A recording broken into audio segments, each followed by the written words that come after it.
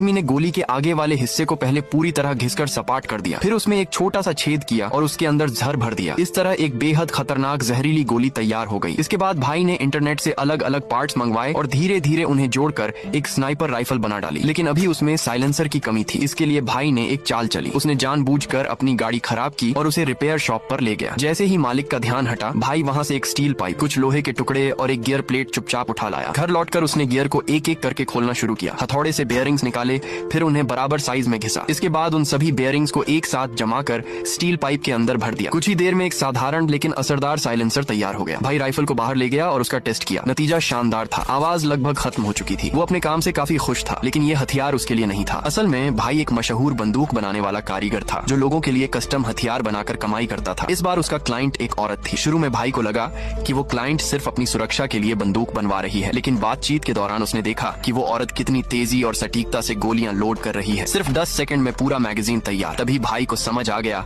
कि वो कोई आम इंसान नहीं बल्कि एक प्रोफेशनल किलर है। दोनों एक खुली जगह पर हथियार टेस्ट करने गए। टेस्ट के दौरान भाई ने जानबूझकर स्कोप को थोड़ा गलत सेट कर दिया, लेकिन हैरानी की बात ये थी कि औरत ने फिर भी निशाना बिल्कुल सही लगाया। अब भाई को खतरे का एहसास होने लगा। उसने बहाना बनाया कि बंदूक अभी पूरी तरह तैयार नहीं है, गोलियां भी फाइनल नहीं है। औरत ने उसे एक हफ्ते का समय दे दिया। एक हफ्ते बाद दोनों फिर मिले। इस बार भाई एक बॉक्स भरकर गोलियां लेकर आया। औरत ने उसे मोटी रकम दी और बंदूक लेकर चली गई। अगले ही दिन वो औरत अपने मिशन पर पहुंची। उसने स्नाइपर सेट किया, निशाना लॉक किया, लेकिन उसका टारगेट कोई और नहीं, खुद भाई था। उसने बिना हिचकिचाए सिर पर निशाना लिया और ट्रिगर दबा दिया, लेकिन अगले ही पल गोली उसी को लग गई। भाई तुरंत उसके पास गया, लेकिन उसके चेहरे पर कोई हैरानी नहीं थी। उसे पहले ही शक हो गया था कि कोई उसकी जान के पीछे है, इसलिए उसने बंदूक में ऐसा बदलाव कर दिया था कि गोली आगे जाने के बजाय पीछे की तरफ निकले। अब भाई समझ चुका था कि मामला बहुत बड़ा है। खुद को बचाने के लिए वो अपनी गर्लफ्रेंड के साथ बर्फीले पहाड़ों में चला गया। एक दिन वो बाहर टहल रहा था, तभी उसकी नजर जमीन पर पड़े कुछ पैरों के निशानों पर गई। उसे तुरंत खतरे का अंदेशा हुआ। वो चुपचाप एक बड़े पत्थर के पीछे छिप गया, पिस्तौल निकाली